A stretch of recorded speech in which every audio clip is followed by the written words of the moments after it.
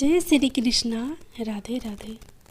आज आप लोग सुनेंगे योगिनी एकादशी व्रत की कथा, साथ में ही सुनेंगे एकादशी माता की कथा, एकादशी देवी की कथा और 11 माता की कहानी। तो चलिए सबसे पहले सुनते हैं 11 माता की कहानी। एक बार एक राज्य में एक राजा रहा करता था। राजा बहुत ही बुद्धिमान और बलशाली था। राजा सदैव अपनी प्रजा का बहुत अच्छे से ध्यान रखता था। प्रजा भी अपने राजा को बहुत पसंद करती थी। राजा की 2 बेटियां थीं। राजा अपनी दोनों बेटियों से बहुत प्रेम करता था। राजा की छोटी बेटी देखने में बहुत सुंदर और आकर्षण थी और राजा की बड़ी बेटी छोटी बेटी के मुकाबले थोड़ा कम सुंदर थी। राजा की छोटी बेटी 11 माता की पूजा किया करती थी और सभी लोग राजा की छोटी बेटी से बहुत प्रेम करते थे और बहुत प्रशंसा किया करते थे। राजा भी अपनी छोटी बेटी को बड़ी बेटी से अधिक प्रेम करता था, जिस कारण राजा की बड़ी बेटी को अपनी छोटी बहन से बहुत नफरत होने लगी। राजा की दोनों बेटियां जब बड़ी हो गई तब एक पड़ोस राज्य में रहने वाला राजकुमार राजा की बड़ी बेटी के लिए रिश्ता लेकर आया। लेकिन जैसे ही उस राजकुमार की नज़र राजा की छोटी बेटी पर पड़ी तो वह राजकुमार राजा की छोटी बेटी पर आकर्षण हो गया और उससे पहली नज़र में प्रेम कर बैठा। उस राजकुमार ने राजा की बड़ी बेटी के साथ विवाह करने से मना कर दिया और उसने राजा से कहा कि मैं आपकी छोटी बेटी से विवाह करना चाहता हूँ। जिसके बाद राजा की बड़ी बेटी यह देखकर अपनी छोटी बहन से बहुत क्रोधित हो गई और राजा की बड़ी बेटी ने अपनी छोटी बहन को अपना सबसे बड़ा दुश्मन मान लिया।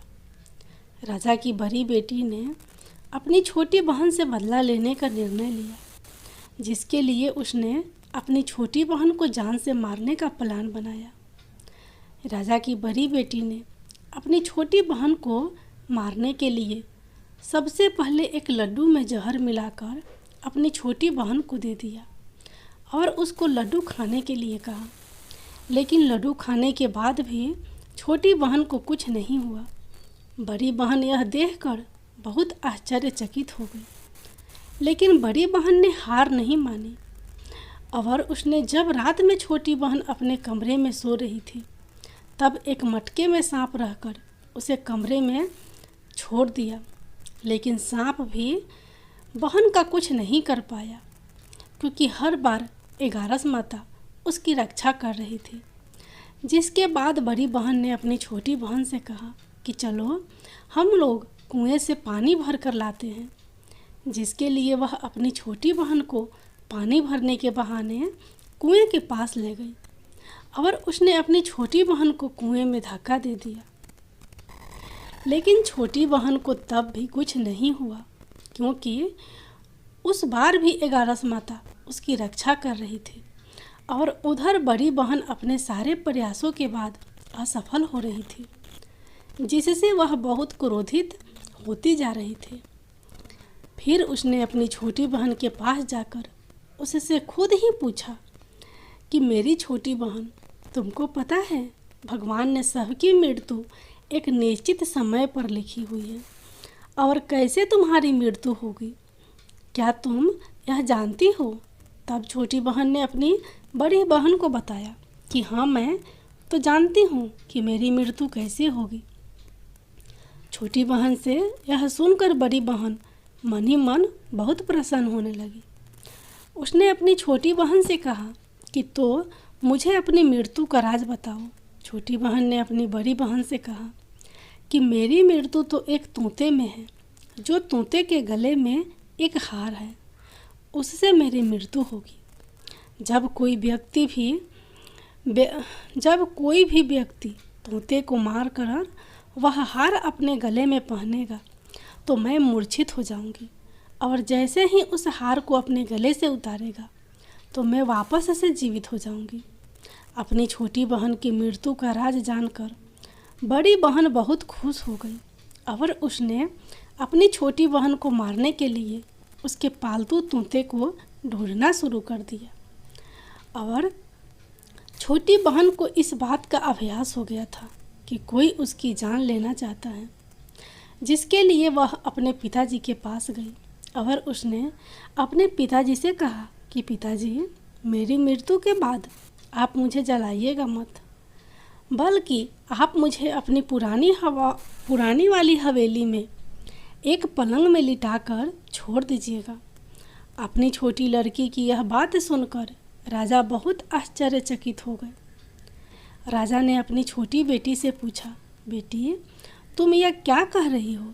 तब राजा की छोटी बेटी ने बताया, पिताजी, समय किसी के लिए नहीं रुका है, कब क्या हो जाए किसी को कुछ पता नहीं है।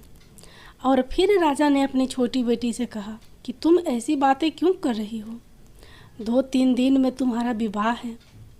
लेकिन छोटी बेटी ने अपने पिताजी को ऐसा करने पर मजबूर कर दिया और उसे वचन ले लिया। राजा ने भी अपनी छोटी बेटी की बात स्वीकार कर ली और 2-3 दिनों के बाद जब शादी का समय आया तब राजकुमार बारात लेकर राजा के घर आया और राजकुमार और राजा की छोटी बेटी का विवाह शुरू हो गया। जैसे ही राजा की छोटी बेटी राजकुमार के साथ फेरे लेना शुरू करती है तो उसकी बड़ी बहन अपनी छोटी बहन के कमरे में जाकर उसके तोते को पकड़ लेती है और उसको जान से मार देती है। तोते की गले में जो हार था उसको अपने गले में धारण कर लेती है। जैसे ही बड़ी बहन उस हार को अपने गले में धारण करती है तो उधर छोटी बहन 3.5 ही फेरे ले पाती है और वहीं पर बेहोश होकर गिर जाती है। जिसके बाद राजा ने बड़े बड़े दर्द हाकिमों को बुलवाया और अपनी छोटी बेटी का इलाज करने के लिए कहा। राजा की बात सुनकर वैद्य ने छोटी बेटी को जब चेक किया तो राजा को बताया कि आपकी छोटी बेटी ना तो जीवित है और ना ही मरी हुई है। यह मैं ऐसा पहली बार देख रहा हूँ। राजा ने वैद्य और हाकिमों को यह बात बाहर बताने से मना कर दिया और उसको कहा कि अगर तुमने यह बात किसी को बाहर बताई तो हम तुम्हें फांसी दे देंगे। राजा ने अपनी छोटी बेटी को पुराने महल में जाकर एक पलंग में लिटा दिया और वहाँ पर कुछ सैनिक को तैनात कर दिया। वापस अपने महल पर आ गया। राजा की बड़ी बेटी अपने पिताजी के पास आई और कहने लगी कि पिताजी, अगर यह शादी संपन्न नहीं हुई तो आपकी इज्जत का क्या होगा? आप कहे तो मैं आपकी इज्जत बचाने के लिए राजकुमार से शादी करने के लिए तैयार हूँ। जिसके बाद राजा ने अपनी बड़ी बेटी की बात मान ली और राजा ने बड़ी बेटी को छोटी बेटी के कपड़े पहनाकर मंडप पर भेज दिया। लेकिन राजकुमार यह जान गया कि यह राजा की छोटी बेटी नहीं है, बल्कि यह राजा की बड़ी बेटी है। लेकिन जब राजकुमार ने शादी करने से मना किया तो सभी लोगों ने राजकुमार को विवश करके राजा की बड़ी बेटी से बचे हुए फेरों को संपन्न करा दिया और विवाह करवा दिया। जिसके बाद राजकुमार राजा की बड़ी बेटी को अपने महल ले गया। राजकुमार राजा की बड़ी बेटी से ना तो बात करता था, न ही उसको पसंद करता था और ना ही उसके आसपास भटकता था। और राजकुमार ने यह फैसला लिया था कि वह अपनी प्रेमिका को ढूंढ कर रहेगा और यह जान कर रहेगा कि उसके साथ हुआ क्या है। एक दिन राजकुमार अपने घोड़े पर सवार होकर राजा के पुराने महल के पास पहुंच गया, जहां पर उसने कुछ सैनिकों को देखा। महल के पास पहुंचकर राजकुमार ने जब महल को ध्यान से देखा तो वह समझ गया कि यह तो हमारे ससुर जी का महल है। तब राजकुमार ने सैनिकों से पूछा, तुम लोग यहाँ क्या कर रहे हो और इस महल के अंदर उस पलंग में कौन लेटा है? जिसके बाद सैनिकों ने बताया कि यहाँ पर राजा की छोटी बेटी लेटी है। यह सुनकर राजकुमार बहुत प्रसन्न हो गया और वह तुरंत अपनी प्रेमिका के पास पहुँच गया और उसकी सेवा करने लगा। जैसे ही रात हुई तो राजा की छोटी बेटी उठकर खड़ी हो गई। राजकुमार यह देखकर बहुत खुश हो गया और अपनी प्रेमिका से पूछा कि तुम यहाँ क्या कर रही हो? तुम मेरे साथ मेरे घर चलो। राजा की छोटी बेटी ने राजकुमार को सारी बातें बता दी कि मेरी जान एक तोते में बसी थी और मैंने यह बात सिर्फ अपनी बड़ी बहन को बताया था और मुझे पता है कि उसने ही मुझे मारने का प्रयास किया है। उसके पास एक हार है जिसको वह सुबह पहन लेती है और रात को उतार देती है। जब तक वह हार को पहने रहेगी तब तक मैं मूर्छित रहती हूँ और जैसे ही वह हार को उतार देती है मैं जीवित हो जाती हूँ। और जब तक मेरी बड़ी बहन के पास वह हार है तब तक मैं ऐसे ही जीवित और मूर्छित होती रहूँगी। अगर मेरी बड़ी बहन के पास जो हार है वह मेरे हाथ लग जाए तो मैं हमेशा के लिए जीवित हो जाऊँगी। राजकुमार यह बात सुनकर राजा की छोटी बेटी के पास रहने का निर्णय ले लिया और उसने अपने बचे हुए सारे फेरे उस पलंग में लेटी हुई राजकुमारी की छोटी बेटी के साथ ले लिए और अपना विवाह पूर्ण कर लिया और वहीं पर ही रहने लगा। देखते ही देखते कुछ समय में राजा की छोटी बेटी और राजकुमार की पत्नी पेट से हो गई। एक दिन राजकुमार को किसी काम से बाहर जाना पड़ा। तब छोटी बहन के पेट में बहुत तेज से दर्द होने लगा, जिसके बाद उसने 11 माता का आह्वान किया। जिसके बाद वहाँ पर 11 माता प्रकट हुई और उन्होंने अपनी भक्तों के दर्द को दूर किया और एक पुत्र की प्राप्ति करवाई। और वहीं पर अचानक से राजकुमार भी आ गया। राजकुमार ने 11 माता को देखा तो वह आश्चर्यचकित हो गया और उसने तुरंत माता को प्रणाम किया। और 11 माता ने राजकुमार से कहा कि जब तुम्हारा पुत्र 5 वर्ष का हो जाए तो तुम अपनी पत्नी का हार लाकर इसके गले में डाल देना। और देखते ही देखते राजकुमार और राजा की छोटी बेटी का पुत्र 5 वर्ष का हो जाता है। तो राजकुमार अपने बेटे से कहता है कि बेटा, मैं कुछ काम से बाहर जा रहा हूँ, तुम अपनी माता का ध्यान रखना। और वहाँ से चला जाता है। राजा को बाहर निकलता देख बड़ी बहन के सैनिक देख लेते हैं और बड़ी बहन को जाकर सारी बातें बता देते हैं। जिसके बाद बड़ी बहन अपनी छोटी बहन के पुत्र को वहाँ से उठवा लेती है और उसको मरवा देती है। छोटी बेटी के पुत्र के 2 टुकड़े करवा देती है। पहला टुकड़ा चक्की के पास छुपा देती है और दूसरा टुकड़ा अपनी पलंग के नीचे रख लेती है। अब 11 माता भिखारी का रूप लेकर आती हैं। एक भिखारी का रूप रखकर बड़ी बहन के पास चली जाती हैं। जिसके बाद वहाँ पर भिक्षा मांगने लगती हैं। बड़ी बहन अपने नौकरों से कहती हैं कि जाकर भिक्षा दे दो। लेकिन जैसे ही नौकर 11 माता को भिक्षा देने के लिए जाते हैं, माता उन्हें मना कर देती हैं और कहती हैं कि मैं तुम्हारी महारानी से ही भिक्षा लूँगी। जिसके बाद बड़ी बहन स्वयं ही भिक्षा देने के लिए माता के पास आती हैं। तब माता एक बिल्ली का रूप लेकर उसके कमरे में चली जाती हैं और वहाँ पर छोटी बेटी के पुत्र को 2 टुकड़ों को आपस में जोड़ देती हैं और उसे जीवित कर देती हैं।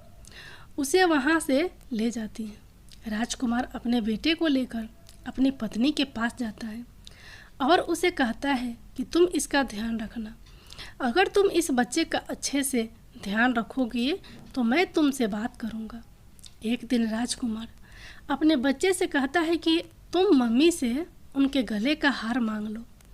जिसके बाद राजकुमार का लड़का अपनी मम्मी के पास जाता है और कहता है कि मम्मी, मुझे तुम्हारा हार चाहिए तो तुमने गले में पहन रखा है। यह सुनकर पहले तो बड़ी बहन बहुत क्रोधित होती है, पर उसको यह याद आता है कि राजकुमार ने कहा था कि अगर मैं इस बच्चे का ध्यान अच्छे से रखूंगी तो वह मुझसे बात करेंगे। जिसके कारण वो हार को उस बच्चे को दे देती है और वह तुरंत हार को ले जाकर अपने पिताजी को दे देता है। और तभी राजकुमार अपने बेटे को लेकर वहाँ से जाने लगता है और अपनी पत्नी से कहता है कि तुम हमारे लिए खाना बना कर रखना, मैं शाम को आकर तुम्हारे साथ खाना खाऊंगा। और वह अपने बेटे को लेकर वहाँ से चला जाता है, जिसके बाद वह राजा के पास जाता है और उनको सारी बातें बता देता है। राजा अपनी बड़ी बेटी की यह करतूत सुनकर बहुत क्रोधित होते हैं और अपनी परवरिश पर ही दोष देने लगते हैं और राजकुमार को अपनी छोटी बेटी के साथ रहने के लिए आदेश देते हैं। एक बार प्रेम से बोलिए 11 माता की जय। अब आप लोग सुनिए योगिनी एकादशी व्रत की कथा। योगिनी एकादशी का उपवास रखने से समस्त पापों का नाश होता है तथा इस लोक में भोग और परलोक मुक्ति भी मिलती है। महाभारत काल की बात है कि एक बार धर्मराज युधिष्ठिर ने भगवान श्री कृष्ण से कहा, हे त्रिलोकीनाथ, मैंने ज्येष्ठ माह के शुक्ल पक्ष की निर्जला एकादशी की कथा सुनी। अब आप कृपया करके आषाढ़ माह के कृष्ण पक्ष की एकादशी की कथा सुनाइए। इस एकादशी का नाम तथा महात्मा क्या है, सो अब मुझे विस्तार पूर्वक बताएं। श्री कृष्ण ने कहा, हे पांडु पुत्र, आषाढ़ माह के कृष्ण पक्ष की एकादशी का नाम योगिनी एकादशी है। इसके व्रत से सभी पाप नष्ट हो जाते हैं। यह व्रत इस लोक में भोग तथा परलोक में मुक्ति देने वाला है। हे धर्मराज, यह एकादशी तीनों लोकों में प्रसिद्ध है। इसके व्रत के प्रभाव से सभी पाप नष्ट हो जाते हैं।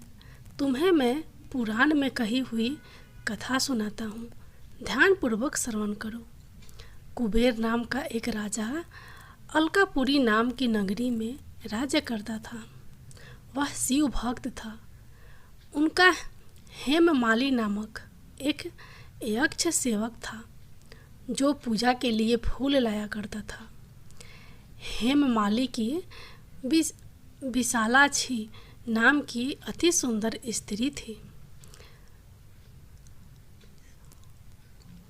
एक दिन वह मानसरोवर से पुष्प लेकर आया, किंतु कामासक्त होने के कारण पुष्पों को रखकर अपनी स्त्री के साथ रमन करने लगा। इस भोग विलास में दोपहर हो गई। हेममाली की राह देखते देखते जब राजा कुबेर को दोपहर हो गई तो उसने क्रोधपूर्वक अपने सेवकों को आज्ञा दी कि तुम लोग जाकर पता लगाओ कि हेममाली अभी तक पुष्प लेकर क्यों नहीं आया। जब सेवकों ने उसका पता लगा लिया तो राजा के पास जाकर बताया, हे राजन, वह हेममाली अपनी स्त्री के साथ रमन कर रहा है। इस बात को सुन राजा कुबेर ने हेममाली को बुलाने की आज्ञा दी। डर से कांपता हुआ हेममाली राजा के सामने उपस्थित हुआ। उसे देखकर कुबेर को अत्यंत क्रोध आया और उसके होठ फरफराने लगे। राजा ने कहा, अरे अधम, तूने मेरे परम पूजनीय देवों के भी देव भगवान शिवजी का अपमान किया है। मैं तुझे श्राप देता हूँ कि तू स्त्री के वियोग में तड़पे और मृत्यु लोक में जाकर कोढ़ी का जीवन व्यतीत करे। कुबेर के श्राप से वह तक्षण स्वर्ग से पृथ्वी पर आ गिरा और कोढ़ी हो गया। उसकी स्त्री भी उससे बिछड़ गई। मृत्यु लोक में आकर उसने अनेक भयंकर कष्ट भोगे, किंतु शिवजी की कृपा से उसकी बुद्धि मलिन न हुई और उसे पूर्व जन्म की भी सुध रही। अनेक कष्टों को भोगता हुआ तथा अपने पूर्व जन्म के कुकर्मों को याद करता हुआ वह हिमालय पर्वत की तरफ चल पड़ा। चलते चलते वह मकरंद ऋषि के आश्रम में पहुंचा। वह ऋषि अत्यंत वृद्ध तपस्वी थे। वह दूसरे ब्राह्मण के समान प्रतीत हो रहे थे और उनका वह आश्रम ब्रह्मा की सभा के समान शोभा दे रहा था। ऋषि को देखकर हेममाली वहाँ गया और उन्हें प्रणाम करके उनके चरणों में गिर पड़ा। हेममाली को देखकर मकरंद ऋषि ने कहा, तूने कौन से निष्कर्म किए हैं जिससे तू कोढ़ी हुआ और भयानक कष्ट भोग रहा है। महर्षि की बात सुनकर हेममाली बोला, हे मुनि श्रेष्ठ, मैं राजा कुबेर का अनुचर था। मेरा नाम हेममाली है। मैं प्रतिदिन मानसरोवर से फूल लाकर शिव पूजा के समय कुबेर को दिया करता था। एक दिन पत्नी सहवास के सुख में फंस जाने के कारण मुझे समय का ज्ञान ही नहीं रहा और दोपहर तक पुष्प ना पहुंचा सका। तब उन्होंने मुझे श्राप दिया कि तू अपनी स्त्री का वियोग और मृत्यु लोक में जाकर कोढ़ी बनकर दुख भोग। इस कारण मैं कोढ़ी हो गया हूँ तथा पृथ्वी पर आकर भयंकर कष्ट भोग रहा हूँ। अतः कृपया करके आप कोई ऐसा उपाय बतलाएं जिससे मेरा मुक्ति हो जाए। मकरंद ऋषि ने कहा, हे हेममाली, तूने मेरे सम्मुख सत्य वचन कहे हैं, इसलिए मैं तेरे उद्धार के लिए एक व्रत बताता हूँ। यदि तू आषाढ़ माह के कृष्ण पक्ष की योगिनी नामक एकादशी का विधि पूर्वक व्रत करेगा तो तेरे सभी पाप नष्ट हो जाएंगे।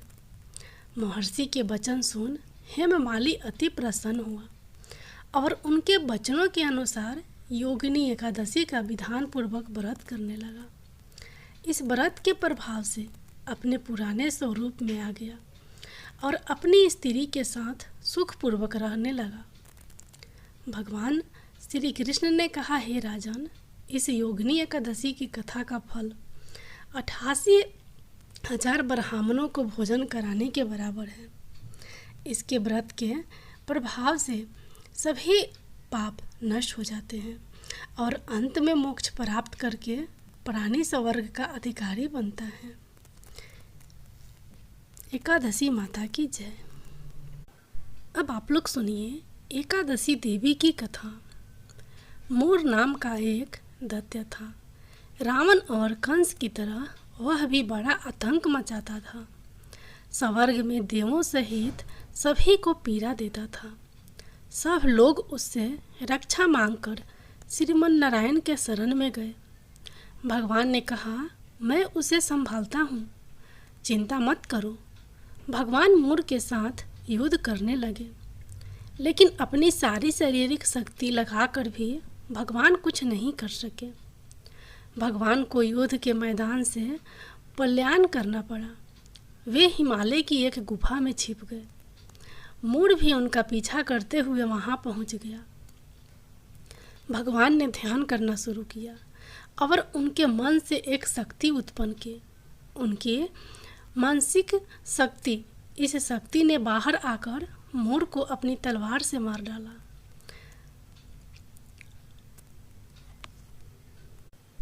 हम जानते हैं कि शरीर में 10 इंद्रिय हैं, 5 ज्ञान इंद्रिय और 5 कर्म इंद्रिय। 11वीं इंद्रिय है मन। संस्कृत में एकादशी का अर्थ है 11। चूँकि यह देवी उनके मन भगवान की 11वीं इंद्रिय से निकली थी, इसलिए भगवान ने उन्हें एकादशी के नाम से पुकारा। एकादशी माता की उत्पत्ति का दिन उनके नाम से ही जाने जाने लगा। माता एकादशी के अंतिम चरण के दौरान उत्पन्न हुई थी, इसे जयंती कहते हैं, और उन्होंने द्वादशी के पहले चरण के दौरान दैत्य को मार डाला था, इसे समरंती कहते हैं। भगवान ने घोषणा की कि एकादशी के दौरान देवी के इस महान कार्य के कारण पूरे जगत में कोई भी पाप नहीं रहेगा। लेकिन पाप तो पहले से ही है।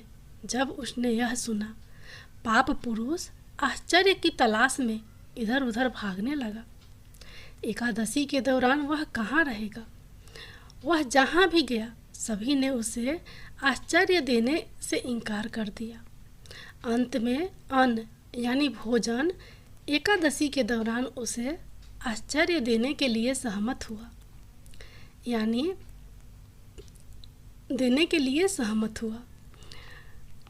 जो कोई एकादशी के दौरान भोजन करता है, ये पाप उस व्यक्ति में प्रवेश करेंगे और रोग, समस्या, हानि, परेशानी इत्यादि बन जाएंगे। एकादशी देवी को विष्णु कन्या भी कहा जाता है, क्योंकि वह भगवान की मानस पुत्री है। उनकी मूर्ति पूरी जगन्नाथ मंदिर और द्वारका धाम में है। भगवान के धर्म की रक्षा के लिए जितने भी अवतार हैं, वे सभी एकादशी के दिन ही हुए हैं, इसलिए यह इतना पवित्र दिन है। अब आप लोग सुनिए एकादशी की अगली कहानी। गालव मुनि का भद्रशील नाम का एक पुत्र था। भद्रशील ने छोटी उम्र से ही एकादशी व्रत का पालन करना शुरू कर दिया।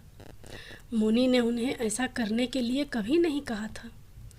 एक बार मुनि ने भद्रशील से पूछा कि उन्हें इस व्रत को करने को किसने कहा है। भद्रशील ने कहा कि मैं कई जन्मों से एकादशी व्रत करता आ रहा हूँ। आमतौर पर किसी को भी पिछला जन्म याद नहीं रहता। जब तक आप माँ के गर्भ में होंगे तब तक आपको अपने पिछले जन्मों की याद रहेगी, लेकिन जन्म से ठीक पहले यह स्मृति मिट जाती है। लेकिन भद्रशील को अपने पिछले जन्म की याद उस समय भी थी। यह एकादशी व्रत की शक्ति थी जिसका वे पालन करते थे। वे एक पूर्व जन्म में धर्मकीर्ति नामक राजा थे। धर्मकीर्ति बहुत क्रूर था, उसे कोई पसंद नहीं करता था। ऐसा कोई पाप नहीं था जो उसने नहीं किया हो। एक बार वह अपने सैनिकों के साथ शिकार पर गया। उसने एक हिरण को देखा और अपने सैनिकों को उस हिरण को चारों ओर से घेरने के लिए कहा। राजा ने कहा कि जो भी हिरण को भागने देगा उसका पूरा परिवार मार डाला जाएगा। हिरण ने यह सुना और सोचा, बेचारे सैनिक, मैं उनमें से किसी को भी कुछ होने नहीं दूंगा। हिरण राजा के पास से निकल भागा। राजा ने हिरण का पीछा किया। सूर्यास्त होते राजा एक घने जंगल के अंदर फंस गया। हिरण कहीं दिखाई नहीं दे रहा था। राजा ने एक पेड़ के नीचे रात बिताई। उसने दिन भर में कुछ भी नहीं खाया था। उसे चारों ओर से खतरनाक जानवरों के गुहारने की आवाज़ सुनाई दे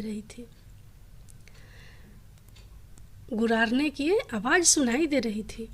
वह सो नहीं सका। राजा ने डर से श्री हरि परमात्मा से प्रार्थना करना शुरू कर दिया। फिर सुबह होते ही उसकी मृत्यु हो गई। यमदूत आए और उसे यमराज के पास ले गए। यमराज ने पूछा, तुम लोग इन्हें यहाँ क्यों लाए हो? इनका स्थान वैकुंठ में भगवान महाविष्णु के बगल में है। लेकिन राजन, यह तो महापापी है। नहीं, वह सब चला गया है। ये अब पवित्र है। जिस दिन उनकी मृत्यु हुई वह एकादशी थी। उन्होंने दिन भर उपवास किया और रात में जागते हुए श्री हरि का स्मरण किया। उनके सारे पाप दूर हो गए, वे पवित्र हो गए। यमराज ने स्वयं एक स्वर्ण रथ बुलवाया और राजा को वैकुंठ भेज दिया। जब लोगों को इस बारे में पृथ्वी पर पता चला तो वे सभी एकादशी का पालन करने लगे। पालन करने के लिए और अधिक उत्साहित हो गए। एकादशी माता की जय हो।